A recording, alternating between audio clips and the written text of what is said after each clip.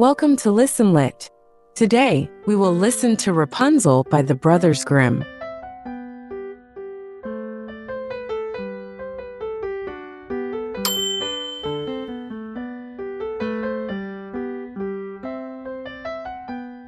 There once lived a man and his wife, who had long wished for a child, but in vain.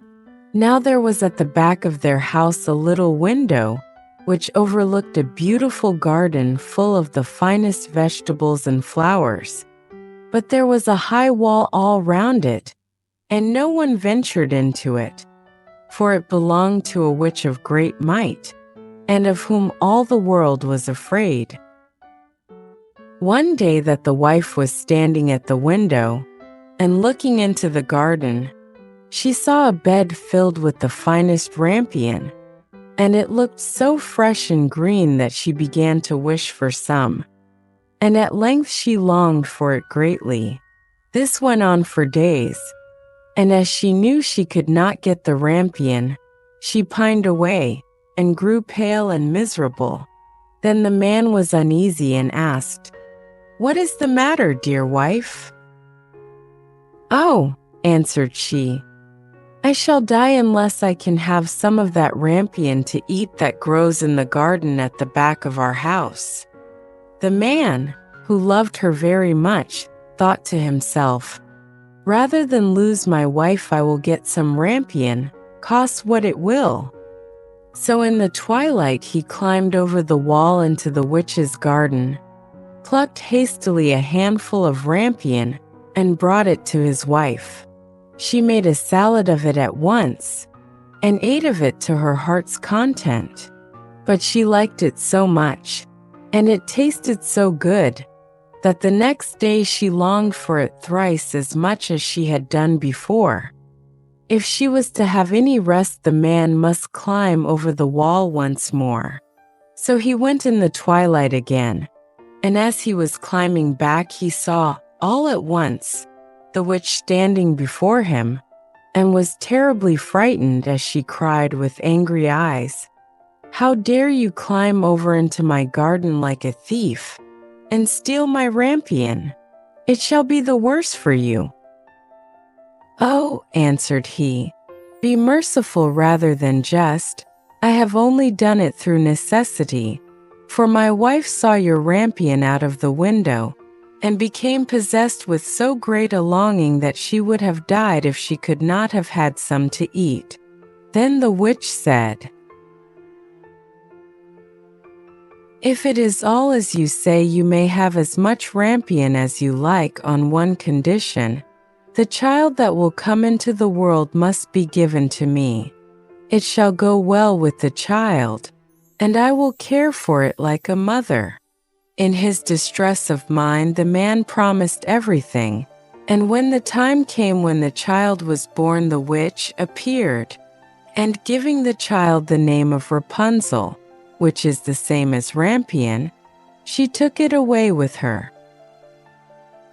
Rapunzel was the most beautiful child in the world. When she was 12 years old, the witch shut her up in a tower in the midst of a wood, and it had neither steps nor door, only a small window above. When the witch wished to be let in, she would stand below and would cry, "Rapunzel, Rapunzel, let down your hair." Rapunzel had beautiful long hair that shone like gold. When she heard the voice of the witch, she would undo the fastening of the upper window, unbind the plaits of her hair, and let it down 20 ells below, and the witch would climb up by it.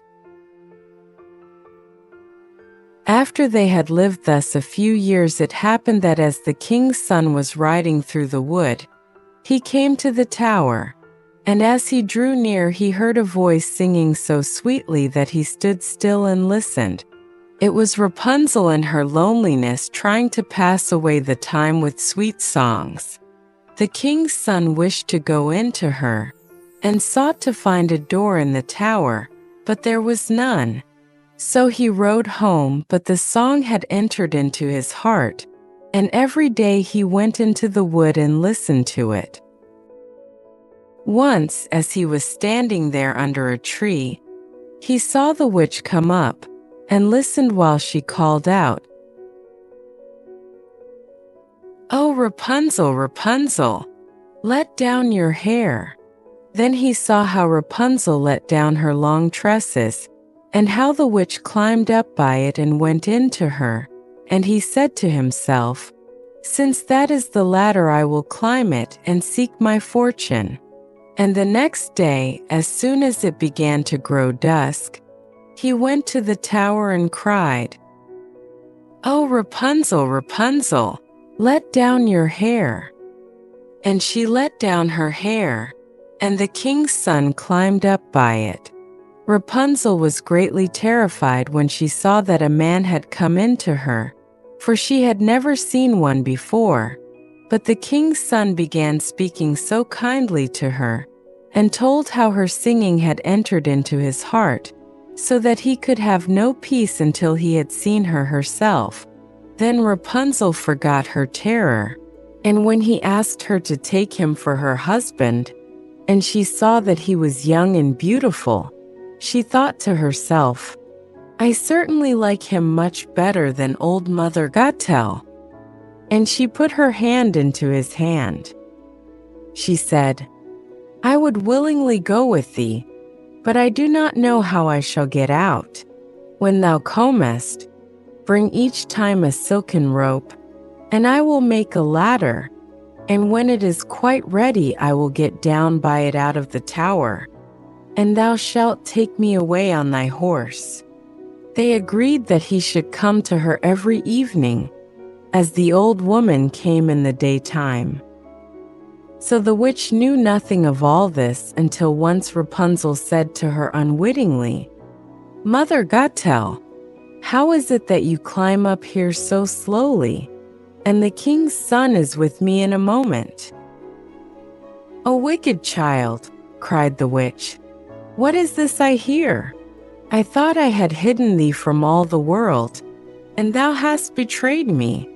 In her anger she seized Rapunzel by her beautiful hair, struck her several times with her left hand, and then grasping a pair of shears in her right, snip, snap, the beautiful locks lay on the ground.